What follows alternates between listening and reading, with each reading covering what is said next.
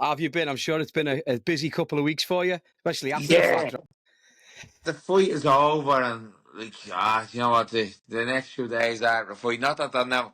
This is probably the first time where I've actually enjoyed the few days after, but I'm at a stage now where I'm eating so much shit. It's like, yeah, I need to get back on the diet. Like, it's mad because, like, when you're eating so good, you always want the bad food, but 3 or 4 days eating bad, you're just like, enough is enough. I'm acting the bollocks here. I know, and the timing's quality, isn't it? Like you win on the 16th, you're straight into Paddy's Day, so then it's all downhill from there, isn't it? Yeah, now I'm lucky. I don't gargle around. I don't drink, which is good. That's But true, yeah. the the other side of the coin is you're fucking looking after everyone that is drunk. So yeah, it's been a few days where at least, but you know yourself, everything goes like that. All done in a second, and now you're looking for the next fight. So look, I'm very grateful. I'm very thankful for the position that I'm in, but. Yeah, it's just about getting back on the horse now. Welcome to the Crossing the Pond podcast, hosted by me, Gary Adair, where each week our guests will recount their own experiences of resilience and transformation, whether it's moving to a new country, tackling health challenges, changing careers, or breaking through personal barriers. This week we welcome Emmet Brennan to the show, an Irish Olympian who is fresh off his most recent victory in Madison Sq Garden on March 16th. He talks about his journey through the boxing ranks to this point, what the energy that fighting in New York City has done to enhance his desire to win, and how his newfound focus and preparation to the sport he loves is fueling his commitment to become a champion. So you started the boxing at the age of 10, right? What got you into it at that age? As a kid, sport was my thing. You know, some kids are into music, some kids are into acting, whatever it may be. Sport was my thing, and it's where I felt most comfortable. I was a little bit of an awkward kid, as in I wasn't great socially. So you put me in the schoolyard, or you put me in a room full of kids, I'd shy away from everything, and I wanted to be left on my own. But you put me playing football with the same kids, or playing basketball, or judo, or whatever it may have been, that's where I excelled. So soccer would have been the main sport I done up until age 10, and I actually got into a fight on the soccer team, and I just started crying, and I didn't really know how to defend myself. And my father, he was good friends with the boxing coach in the local club, so he was just like, "Look, we bring you down to the club, start learning how to defend yourself." And boxing was probably the first individual sport that I done. The rest of them were all team sports. Yeah, And I always say this, like, now that I'm not that little bit older and I'm looking back, it was probably the independence of boxing that got me hooked on it. I right. realised probably pretty soon on you couldn't like half-arse it, and what you put into the sport you got out. Whereas if I'm playing soccer or I'm playing basketball, especially at that age, what you really do doesn't really matter. I can have a bad game and I can Yeah. still win You can four or hide as five well, nil. can't you? You can hide. I don't really have to train that well. In boxing, there's a direct correlation to how I live my lifestyle and how I train and what I eat and what I do for recovery. There's a direct correlation between that performance and winning. And I think I probably realised that quite early on. What boxing also gave me, I sort of became less socially awkward and started to mingle with kids my own age, and most of my friends now and most of the people that I still associate with 23, 24 years later are the people that I met when I first went into a boxing club. I fought over Madison Square Garden there the other day, and uh, one of my first boxing coaches, it was not my boxing coach anymore, was there to look at it. He came over and he looked at it. So it shows you like the people that I sort of got to know through boxing that's still with me 24 years later. Yeah, that's class, isn't it? I mean, did Yeah. you see being an awkward kid, a socially awkward kid? Did you feel more comfortable doing the individual thing because it gave you more confidence? Not so much that, like, all right, I can batter these lads now because I'm boxing. Just a little bit more confidence because you were sure of yourself and you knew you had a pathway kind of thing. Do you know what I mean? Does that make sense? Because Yeah, you had the that's exact. focus. That's exactly it. And I still see it in boxing clubs, obviously from an older age now. I see a new kid coming into the club and he's in the corner and he won't say boo to anyone and might be a little bit overweight and you know yourself, you look at that same kid 3, 4, 5 months later, like a brand new kid, full of confidence, full of enthusiasm, talking to kids, messing with other kids, smiling, laughing. And that's what sport gives you, not just boxing. Every sport gives you that. It gives a kid a chance to socialise with other kids their own age. And you know what? Right now is exactly where kids need to be doing a little bit more sport Yeah, because definitely. you look at most kids these days, what are they doing? They're this in their hand and the iPad in their hand, they're looking down and sport is crucial for kids. It's crucial for growth and it's crucial for getting to know people and taking instruction from coaches. It's crucial for kids, yeah. So you're in there now from 10, let's say. Say, was it 10 when you really got serious? And then when you get into it now, what sort of things do you give up by being in the gym and being around the boxing as a kid?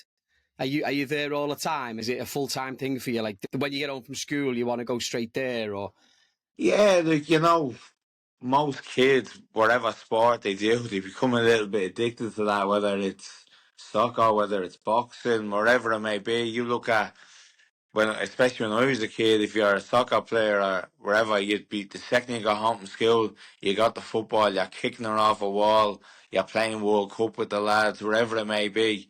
Boxing for me was no different. I never wanted to miss training. We trained 4 nights a week, and one thing I never done was miss training. Even as a kid, I hated missing training. Wasn't the best trainer in the world, but I was always a good trainer and done things correct. But yeah, as a kid, you're missing your discos on a Friday and wherever it may be. You sort of, they're just sort of a thing that you have to give up to be the mm, best boxer. But as I said, if you're addicted to something, which I was with boxing and I wanted to get better, doesn't really feel like you're giving up something. It's just yeah. part of the process, isn't it? It's Did part you of get to trying a, to. did you get to a point as a kid where you're like, this is me, this, I'm having a bit of this, like footy goes on the back burner, everything else goes on the back burner, I'm all in on the boxing. Was it at 10 or was it like 14, 13, Ah, something like yeah, that? it was more 14. So I remember I got to like age 13, 14, and I was a very good soccer player, better soccer player than I was at boxing. But I got to age 13, 14, and um, I was starting to get a little bit better at boxing and a little bit worse at soccer. So naturally, the boxing took over. I was getting dropped on the football team and my boxing was excelling a small bit. So it was just like, it came to a natural decision.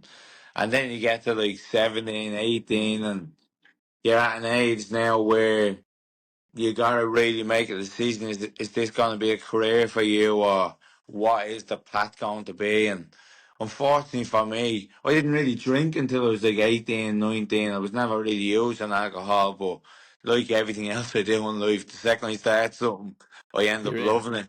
Yeah. Yeah, I end up loving it. And then I got to age 18, 19, and the boxing started like a small bit of a little slip because I'm going out. I'm enjoying myself on the weekends, like what most 18-year-olds are doing. But looking back again from an older age, I didn't have the discipline that I should have having for boxing, and I was never really. Probably the reason for that was I was never really the best in the country. I always got to All Ireland finals and got beaten in the final.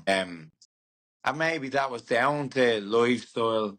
Maybe it was down to lack of maturity for the age, or just not being good enough at the time, or maybe it's a combination of all three. But um, as a kid, my dream was always to be an Irish champion and an Olympian.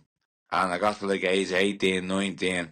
There wasn't any chance of me going to the Olympics at that stage, but I really wanted to become an Irish champion. And I was never really going to give up the sport until I became an Irish champion. And I didn't become a champion until I was age 20. So I'd been Yeah. boxing for like 10 years at the time and got beaten I think I got beaten in like 8, 9 or 10 All Ireland finals until I actually won one. And then I started probably taking the sport a little bit more serious. That was age 20, 21. And then I got to like age 22 where I was working at this stage and you have to bring an income in and you're not a child anymore. And I started partying a lot again and anything I was earning through the job I was spending either gambling or drinking on the weekends. And again, I sort of went away from boxing at age 22, 23. Yeah. It never looked like I was going to make anything out of a boxer. And I probably went away really for like 2 years and I got to age like 24 and I was sick of the drinking and I was sick of the partying and I was suffering a small bit with depression and knew at the very least if I went back with boxing, it would bring some sort of structure into my life and it'd help me focus and get back on the straight and narrow. But at that stage, my mindset sort of changed as well. And if I was going to go back to boxing, I was going to go back to boxing to be a champion, and I was going to go back to boxing to try becoming an Olympian. And I was probably okay with not becoming an Olympian, but I wasn't okay with not giving 100% to becoming an Olympian. So back in Dublin growing up, and you've come through this, right? You're getting to the point where you're 18, you're getting out and about and you're sort of growing up, aren't you? Then you say you get a job, you're putting yourself in these positions where you keep getting to the final, Who are the key figures there for you then? Is it your family? Is it the trainers that you've got? Like, is it the fella you were talking about the other day who's in MSG last Sunday? Who are those people around you? Your family are the key figures for you, and then it was a lad called Jimmy Halpin who was my coach since I was 10 years of age. He was never really my head coach, but he was the person that got me into boxing. And then I suppose age 20, he left the boxing club that we were in and became head coach in a different club. And I went with Jimmy, and Jimmy then became my actual coach. When I was in the other club, he wasn't really my number one coach because I was more with like the youths and the under 18s at that stage. But when we left and he took over another club, he then became my head coach. And within 6 months of him becoming head coach, I won my first Irish Championship, age 20. A lot of that was down to him just taking the reins. He is a great coach. He knew what to say and when to say it. Technically unbelievable, very good on the pad. So it was probably no coincidence when I had him as my head coach for 6 or 7 months that I went on and won the first Irish Championship, and then a year later I won my second championship. And as I said, I was starting to gain a little bit of momentum, but Yeah. boxing wasn't paying the bills and never looked like it was going to pay the bills. It was more, although it was full time, it was more a hobby than something that was ever going to put food on the table. Is that a common thing, do you think? Like, I know Yeah. everyone likes to watch the boxing, right? Everyone loves, and I'm a big fan. I don't know everything though. And that's the thing. Like, everyone thinks they know everything, but the lads who are in it, like yourself, it is a full-time job, isn't it? And you've got to make ends meet. So is that a common thing for a lot of lads? Yeah, it's a common thing, but like I think right now, obviously the landscape of boxing in Ireland is completely different 13 years later than where it was when I was age 20. So professional boxing was not a thing in Ireland 13 years ago. So I never really had the opportunity to go professional at that age because it just wasn't common. Now, even as a professional boxer, unless you have a good amateur pedigree behind you, or you're selling a huge amount of tickets, you're not making a lot of money anyway. You wouldn't be full time. So, look, as I said, now it's completely different for a 20-year-old that's in the situation that I was. There is an opportunity for them to make small amount of money. For a small amount of money on top of a part-time job can probably bring in close enough to a full-time wage, especially if you got one or two good sponsors on top.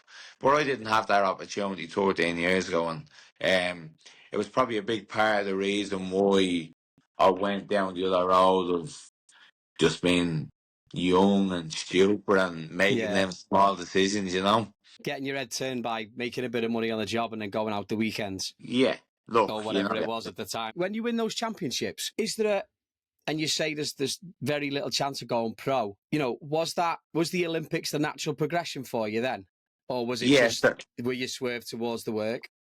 So I won them championships. There's three levels in Ireland. There's novice level, there's intermediate level, and then there's elite level. So I won that competition. The first one I won was at like under 22 level, which would be like just before elite. You'll have a few elite fighters in it. And then the second championships I won was intermediate level. So it wasn't up at the Olympic bracket where you're fighting the best fighters in Ireland and the best fighters in the world or Europe. So it was, it's what you'd probably do before you progress onto elite level. Right. And then as I said, I probably needed to put the next 2 years of graft in to get to that level. But financially and just the decisions that I made, I didn't really do that. I always do look back and say, what if I have the mindset now that I did? If I had the mindset that I have now, 10, 15 years ago, life could have been a lot cushier, but it is what it is. I made these decisions. I learned some very, very, very valuable life lessons, and I'm in a great situation now. Absolutely. What's it like representing your country at the Olympics? 2020, but it was technically in 21 because of COVID. What was that like for you to go and represent Ireland at the Olympics? Yeah, the actual experience of being at the Olympics for me was a little bit of an anticlimax in terms of what I thought the Olympics was going to be. Fighting in front of your family, fighting in front of your friends, fighting in packed stadiums. That's what I've looked at the Olympics from being since I was a child. So the actual experience of being there, for me anyway, was a small bit of an anticlimax. But the feeling of representing your country at the Olympics is probably the most proud feeling I've ever had in my life. To wear the Irish crest on my chest, to know that all the years of hard work, all the obstacles that I overcame was eventually worth it. And obviously, you look back, it was during COVID, the crowds weren't there. None of that matters to me. I'm an Olympian. I have a great story of how I got there. I have so many people that backed me to get there, and so many people I'm thankful and grateful for. So the story of getting there to me doesn't change, or the actual atmosphere that was a bit of an anticlimax. That's not what I think of now. I think I'm an Olympian, and I think of the people that helped me get there. Yeah, you 100% are as well. Do you share a nice little community now with the other fighters at the time? Because Ireland's got a good pedigree at the Olympics, hasn't it? And there's been some good fighters that have come out of it. Like, do you share time with those people, and are you able to bounce ideas off them and talk to them a little bit as well along the way now since then? Nah, not really. Life goes No. on. No, life goes on. It was one moment in time, and that's probably one of the biggest, not regrets I have after the Olympics, but I sort of like get around on the idea of being an Olympian and focus too much time on I'm an Olympian. No one cares. Life goes on. It was great, but that was 4 or 5 Yeah. years ago now. And as I said, great memories to look back with my family and great memories to look back with my friends. But that time is come and that time is gone. It's about progressing and moving on to what's next. And these are all, so I'm looking for there. This is what you Just take from the Olympics. Like yeah. I probably stayed around on the idea of being an Olympian too long. It's about now having rolling goals and what's next. No one cares about what you've done 2 or 3 years ago. It's about what you're doing now and what you're doing tomorrow. So that's Yeah. what I'm about right now. It's about trying to constantly evolve rather than Yeah. staying in the one place. So, and this is a good way to bring it up, I suppose. Like, after the Olympics, you get injured after the Olympics. Is that what happened? Uh, I actually fought in the Olympics injured, so I got injured about 4 or 5 months before the Olympics. I actually qualified while I was injured, um, which was a miracle in itself because I couldn't even train. It was just about getting myself to the start line and giving myself the best possible chance I can to get over the line and qualify, which I done. But yeah, I was injured for the Olympic Games. So, how do you deal with that? Like, mentally, do you like, what's the physical and mental toll on yourself after that? Are you, yeah, I've got to the Olympics, but frustrated because you're injured, and then after the fact, like you said, things spiral a little bit from there? Is it frustration? Is it just doubting yourself at that point? You've put so much time in. Like, what's the Yeah, story at that so point? so before the Olympics, like I sports psychology is a big thing now, and I probably tried to sort of like push that I'm actually injured off to the back of my mind and say I have 21 years experience in boxing, and this is what's going to help me get the win when I go out when I go out in the Olympic Games. And I fought the world number two in the first fight. I got a bad draw. You don't want to fight the world number two even when you're fully fit. But I got him injured. But in my head, I was convinced I was going to beat him. I had no doubt that I was going to beat him in my head. Um, Obviously it's very naive, and that didn't happen. But that's the mindset that I had going into the Olympic Games. But post Olympic Games, that's probably where a little bit of mental health issues and that came from. Because as I said, I gave 21 years to get there. I sacrificed so much of my life. I sacrificed so much of my time.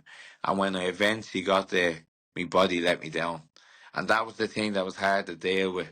But again, you take life lessons from this, and life isn't always fair. It's about trying to make the best of a bad situation. So eventually, as time went on, that's the rationale I had with me thinking that life isn't always fair, and you don't, even if you give 100%, your body might let you down, your partner might let you down, your family might let you down, whatever it is, it's how you react to that situation. So again, some great life lessons I took from being injured at the Olympic Games. Was there a point? Was there a point during that injury on the recovery? Because again, you would say you said it a little bit at the beginning, like you fell off the map a little bit with the drink and things like that after, maybe off the back of the injury or the frustrations. Was there a point during that where you're like, all right, come on, Emmet, I got to get me finger out my arse here and get going again? Yeah. So I got an operation in the Olympics was obviously in 2021, and then we tried post Olympics to get the shoulder back through rehab and through injections, but it just wasn't working. And then I got to January 2022, and I was 5 months on the gargle at this stage. It was like, right, I'm going in. I'm going in for this operation. This is now or never. This has to work. I'm going 31 at this stage, so it's like you really time is against you as it is. Enough of the messing, and I got the operation, and I came over to New York like 10 weeks later. I was doing great for 10 weeks, but the second I got to New York, it's a crazy city. I was over here on my own. I had no one really to look after me. It was like I was let off the leash for a while, and oh yeah, I just went back drinking and back doing stuff I shouldn't have been doing. I could probably regret it if I really thought about it, but it taught me some great life lessons, and I'm sober now, coming up to 3 years. So That's great. that was the real push that made me realise that alcohol provides nothing to my life, because every opportunity I've ever had where I've been drinking, nothing good has come of it. And it took me to come to New York and really wreck any opportunity I had to go professional through alcohol and out acting the bollocks every weekend. So it took me to do that to realise that alcohol doesn't save me anymore. You mentioned before about your family being key, and you've had a couple of trainers along the way that have kept you on the straight and narrow. Was there anybody at that point that really grabbed hold, whether it was an arm round you, whether it was a grab you by the back of the neck and go, come on, dig in here, or was it you? You see, I was in New York, so none of my family knew I was drinking quite heavy, but they came over. It just happened that we had bought my mother a trip to New York for her 60th birthday, and it was during the time that I was over there. Now, I would have been probably 9 weeks over here by the time they got here, and I looked terrible. And you know, your mother's face when she seen me, I knew she wasn't happy, and that was Yeah. the point.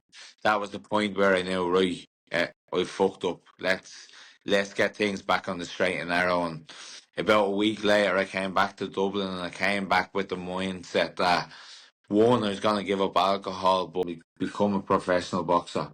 get me pro license, try get me career back on track, and just give her a go and see how far I can go in the sport. And Yeah. look, I suppose 3 years later now, age 33, I fought in the Tree Arena in Dublin twice.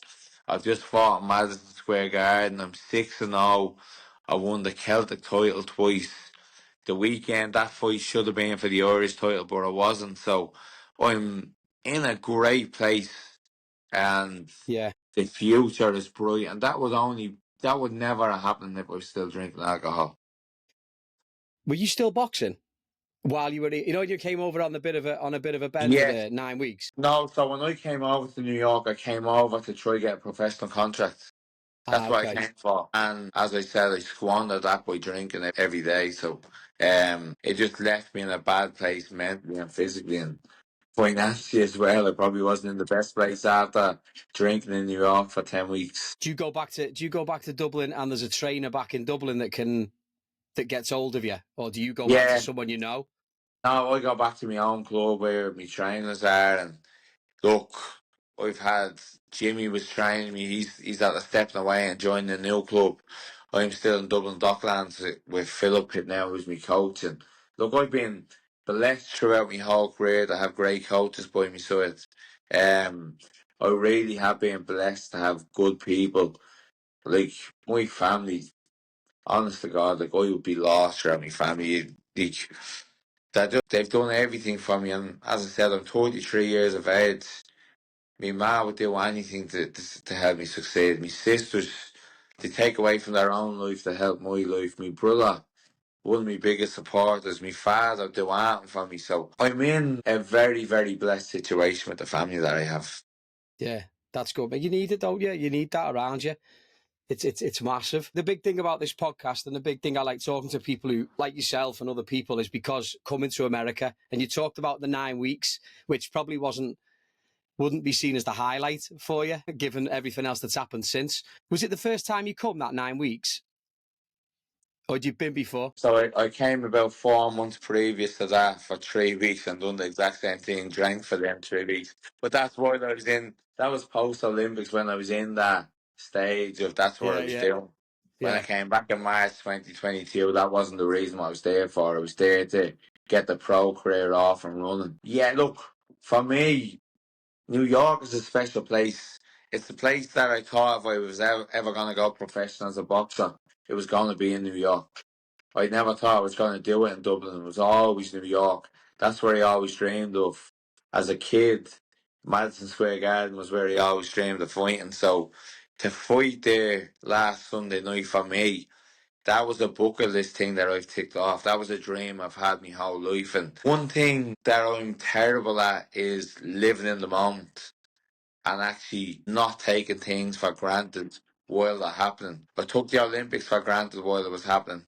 I fought in the Tree Arena in Dublin, which is the biggest arena in the country. I fought there twice and I took it for granted. And last Sunday when I fought in Madison Square Garden, it was the first time as a boxer that I didn't take something for granted. I took her in. I enjoyed the moment and I lived in the moment. And for me, that's special memories that I'll have for the rest of my life. As I said, I have a great family. I also own a boxing club. I co-own a boxing club back in Dublin. I yeah, think like 14 or 15 of the members came. 4 or 5 of my best friends came over. All boxing coaches. My family, aunties, uncles, cousins came over. We had like 50 or 60 people coming from Dublin. Not take that for granted and to live in the moment is a special memory I'll have for the rest of my life. yeah. Especially since like that's got. I was going to say that like you go to the Olympics and there's nobody there, and then all of a sudden, not only have you got yourself back on track, but now you're fighting in the garden and everybody's there and cheering you on. And obviously, you've put in the performance that you've put in as well, which makes it 10 times better. But it must have been unbelievable.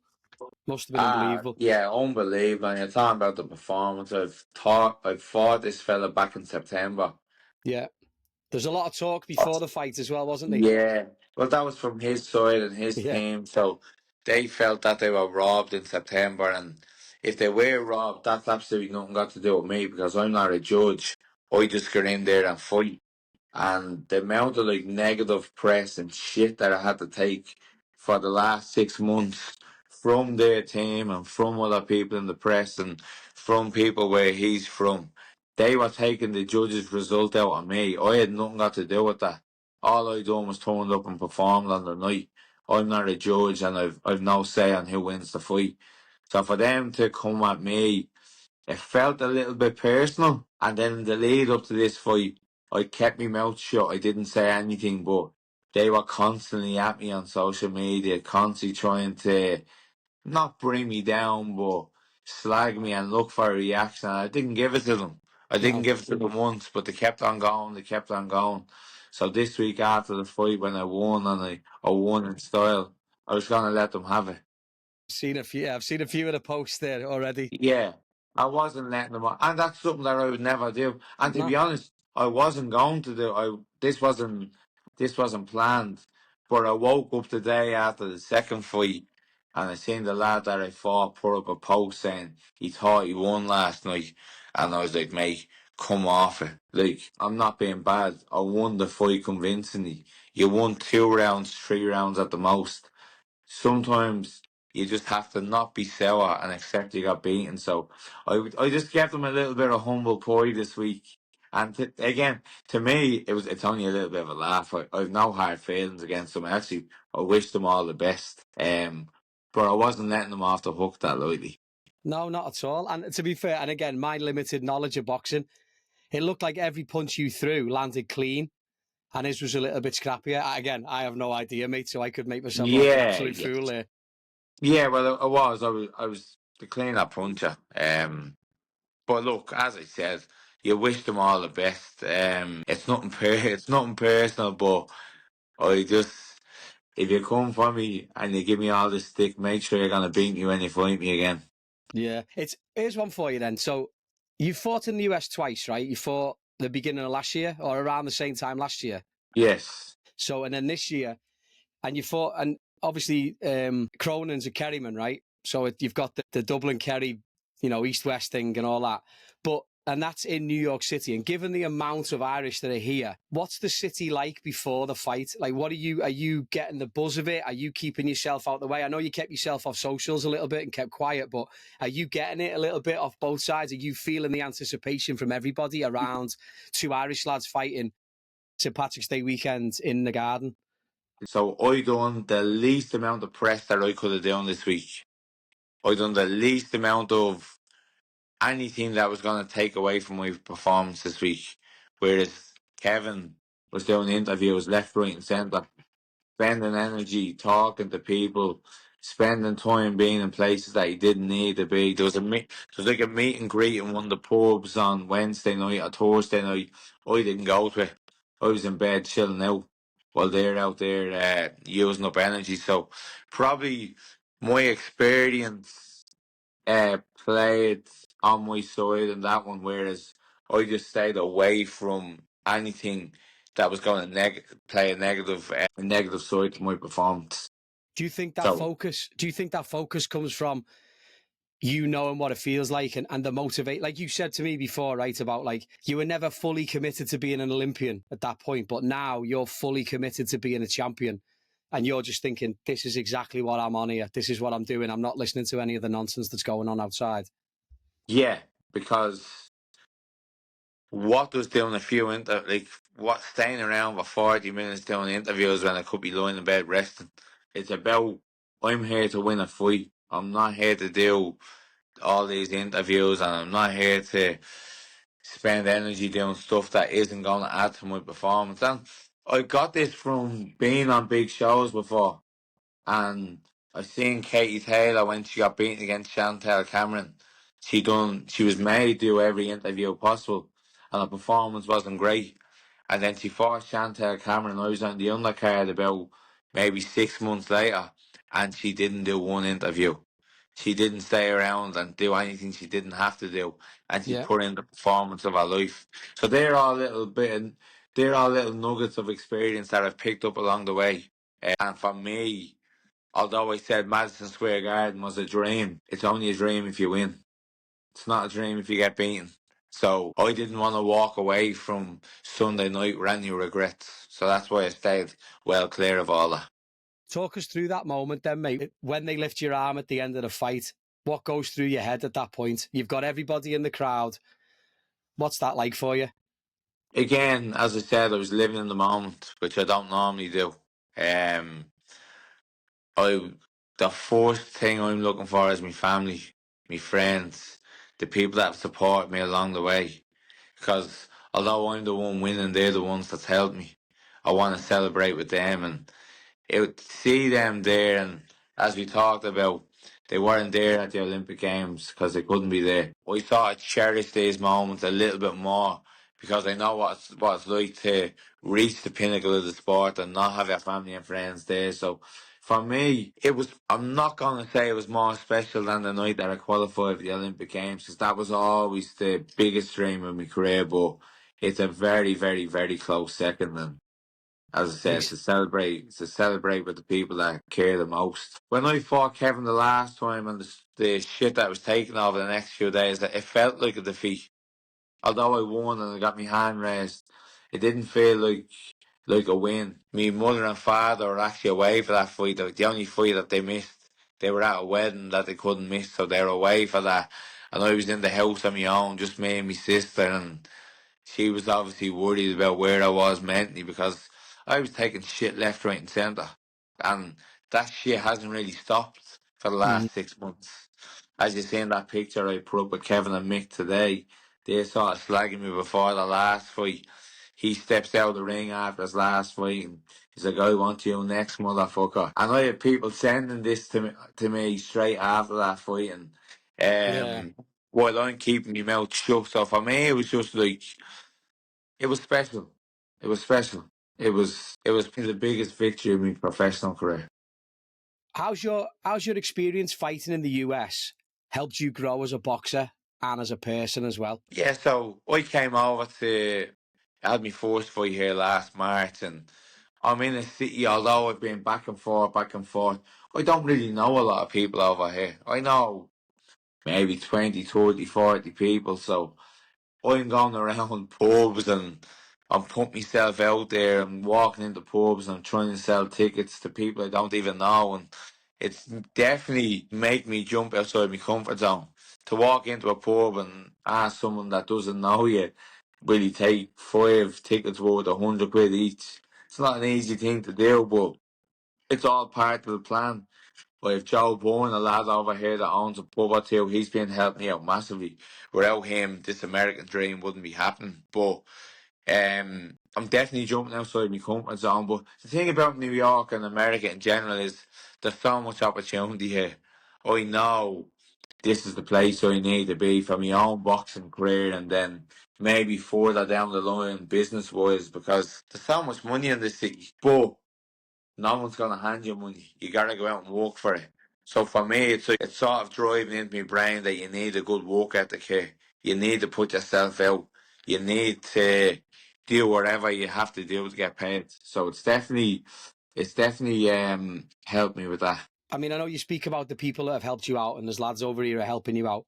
Has there been a particular piece of advice along the way from a coach, friend, family member that's had a lasting impact on your decision to be focused and, like you say, stay off the drink and eyes on the prize kind of thing? Has there been a constant message, or has there been things from the past that have stuck with you, or has there been anything like that? No, but there's one thing that was said to a boxer on the Irish team that this always sticks with me. So it was like around 2015, 2016, the Irish head coach told him, he says, in 4 years' time, you can either be looking at the Olympics on the telly or you can be at the Olympics competing. And that's something that has stuck with me. You can either put the work in now and see where it takes you over the next 4, 5, 6 years, or else you can continue doing what you're doing, partying on the weekends, being with the wrong people, putting your attention into negative things, or else you can get your shit together and do everything possible to be at the Olympic Games. And it doesn't have to be, to be the Olympic Games, it can be emigrating to Australia, it can be going for that job, starting a college degree, trying to start a family, wherever it may be. but don't dwindle on time because it's not always there. And that's something that's stuck with me. It's just get your stuff together and go for it. Don't wait around. Because an Olympic cycle is 4 years. So many things chop and change in that 4 years. But one thing that doesn't chop and change is the time. You've got 4 years to get there. And the decisions that you make 4 years out, 3 years out, 2 years out, and 1 year out play a massive role on whether you're going to become an Olympian or not. And it's something that has just always stuck with me. Do you keep that going with yourself now? Like you talk about your pro career now. Are you like 4 years or 3 years or whatever it is? 100% fought over here 1 year ago in a place called Sony Hall on a small hall card. That was part of the process of getting to Madison Square Garden. You don't just all of a sudden click your fingers and you're in Madison Square Garden. You're fighting on a smaller card, you're selling your tickets, you're getting people to know your name.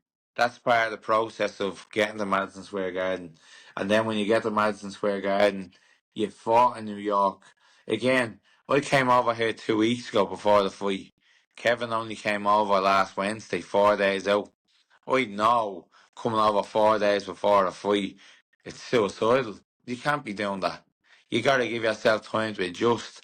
That's part of the process of coming over here and fighting in Sony Hall last year. Because as I said, the dream isn't to fight in Madison Square Garden, it's to win in Madison Square Garden. And that played a big part in that because I knew what the few days were going to be like before the fight. Yeah. No, true. Sense. What do you do? What you mentioned then about the you are phone a boxing club. What sorts of stuff do you do now to give back to the city of Dublin, the people that have helped you, or just kids like you and the sport that have helped you get to where you've got to so far? Yeah, so I have a boxing club in Ireland and it's for over 18s only. So if you're under 18, you can't join the club. Sounds like a strange business model. Okay, What's the but theory behind that? so I've been involved in boxing clubs my whole life. If you're over the age of 18 and you walk into any amateur boxing club in Ireland, one, they mightn't let you in because you're too old. And two, if they do let you in, you'll be punching a bag in the corner and no one will ever come near you. So what we offer people is, over the age of 18, we actually coach them how to box like you would if you're 10, 11, 12 years of age. Because the amateur boxing clubs in Ireland, they're under-resourced. They don't have enough coaches. So they're not going to put their time and effort into an 18, 19, 20, 21-year-old when they can be putting their effort into a 10, 11, 12-year-old that can eventually become a champion. So that's where we got the business model. And to be honest, we're flying. It's gone great at the moment. And like that, what we offer is great coaching. I'm an Olympian. The other coach that's with me, Jordan Moore, is like a 6-time Irish champion. Boxed for Ireland about 20, 30 times. Technically an unbelievable fighter and an unbelievable coach. So we're offering the highest standard of coaching. We're also offering like people are actually getting attention when they come through the door. So that little mix just works perfect and we're flying. You talked before about when you got to 18, 19 and it started to creep in a little bit about self-doubt. By you doing that right with over 18-year-old lads, do you reckon you're grabbing a couple of lads back in and getting them refocused again? Yeah, 100%. Like you get all walks of life walking through them doors, and as you said, you don't know what's going through their head. I don't know what problems they have, but for that hour or hour and a half, they come down to Air Club 3, 4, 5 nights a week, however many times they want to come. They're forgetting about them problems they have, and they're positively having an impact on their health and physical or mental, wherever that may be. So we are doing great things in the community. That's class, mate. It really is. And fair play to you as well, because you recognise that these people need a bit of help as well. So the fact you're giving it to them is brilliant. All right, not to get anywhere near done with your career yet, far from it. You're just getting started. What are you most proud of, though, up to this point? Obviously, the proudest moment of my life is qualifying for the Olympic Games. It's something that I set out to do as a kid, and it looked like my time was gone. And probably the improvements that I made to become an Olympian was quite remarkable because when 4 or 5 years before that, the chances of me becoming an Olympian were slim to none. That's being 100% honest. And to make them improvements in such a small amount of time is obviously incredible. But I'm probably most proud of how I gave up alcohol and turned everything back around again at age 31 when most people are going out of the sport.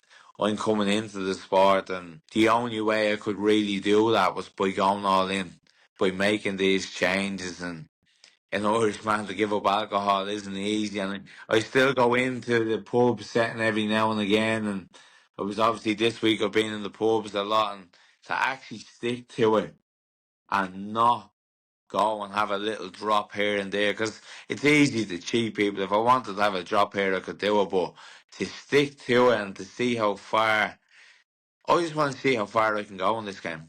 I'm taking a chance on myself, and I know if I start drinking again, I'm going to negatively affect the chances of going all the way in the sport. So I'm just rolling the dice here and seeing how far I can go, and I'm proud of how far I've come so far.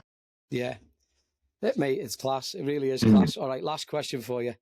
Kind of gone for it there a little bit, but what does the future hold for Emmet Brennan? Yeah, as I said, for me it's about rolling the dice. I'm doing boxing, professional boxing, a little bit different, as I fought for 2 titles and 6 fights. I fought 4 people with winning records. I was an underdog in the last fight. I've been in some big fights, so for me it's about taking chances. It's about challenging myself. I definitely want to fight in Madison Square Garden again. I want to test myself, start to test yourself against better opposition now over the next 12 months. And then in around 18 months' time, I want to take a big, big, big risk and fight one of the bigger lads and one of the better lads. Because I want to eventually go up to world level, and I got to take them chances. But I'm probably 12 to 18 months away from taking that big risk. I want to make sure I've done 3 or 4 10 rounders, been in with slightly better opposition, fight people that have different styles. So I've checked a lot of the boxes before I take that big risk. Um, I also want to bring my family on more trips. I want to experience a lot more with them because they're on the journey with me. Me sisters, me brother, me mother, me father went home on Wednesday and they're all buzzing. You know, they're all so proud of me, and I'm equally as proud to have them behind the journey, me family, me friends. Because when this is over, it's over.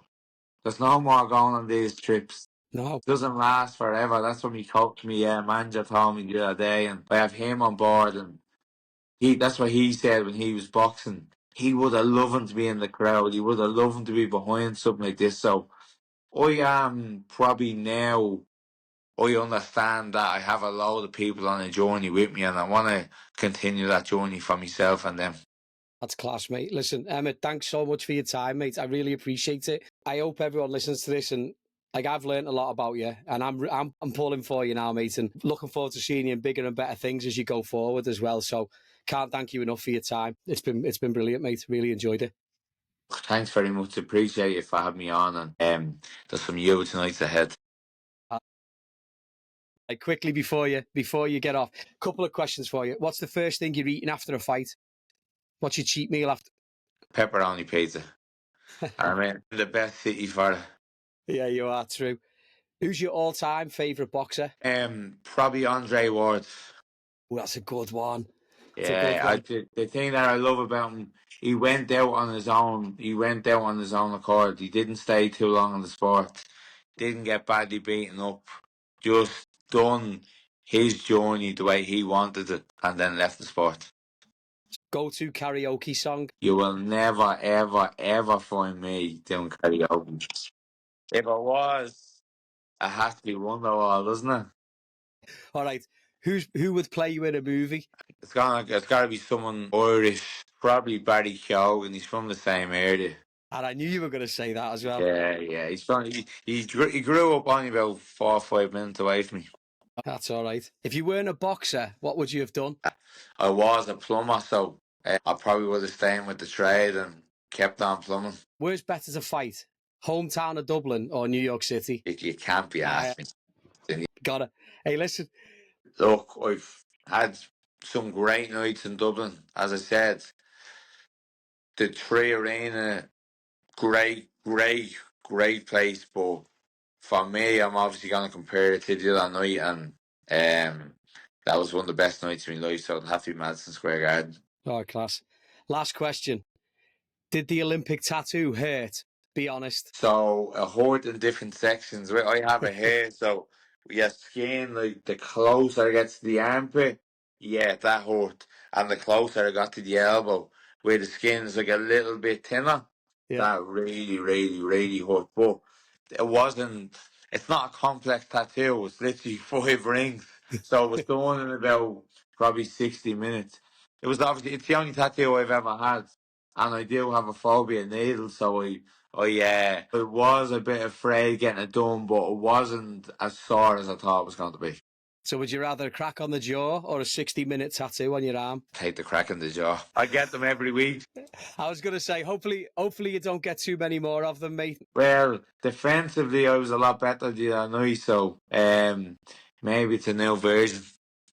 Oh, mate, hope so. Listen, Emmet, thanks again, mate. I really do appreciate it. It's been class. Enjoy the rest of your time in New York, mate, and best of luck with everything moving forward. We'll be keeping an eye out for you. Cheers. Appreciate it. Thanks for having me. Thanks for listening to today's episode. If you or someone you know has a story to share, we'd love to hear from you. Reach out to us via our socials or visit www.crossingthepondpodcast.com to get in touch. Please be sure to subscribe, like, or leave a comment if you can. Thanks so much for listening, and we'll see you next time. Across Pond Podcasting.